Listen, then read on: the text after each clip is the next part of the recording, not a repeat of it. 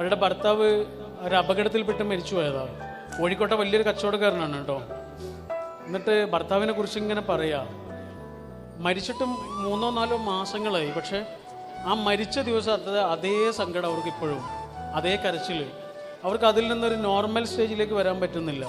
അങ്ങനെ അവർ ഭർത്താവിനെ കുറിച്ച് ഇങ്ങനെ പറയുക, നല്ല തിരക്കുള്ള ആളാണ്, എന്നാലും എന്നെ ചെറിയ ചെറിയ കാര്യങ്ങളിൽ പോലും എന്നെ ഇങ്ങനെ സഹായിക്കും എന്നൊക്കെ പറഞ്ഞിട്ട് അവസാനം പറഞ്ഞതെന്നറിയോ, സാറിനറിയോ, എൻ്റെ നഖം മുറിച്ച് തന്നിരുന്നത് മൂപ്പരാണ്, നഖം മുറിച്ച് തന്നിരുന്നത് മൂപ്പരാണ് എന്ന് പറഞ്ഞു തുടങ്ങുന്നതിന് മുമ്പ് അവർ പൊട്ടിക്കരഞ്ഞു പോയി.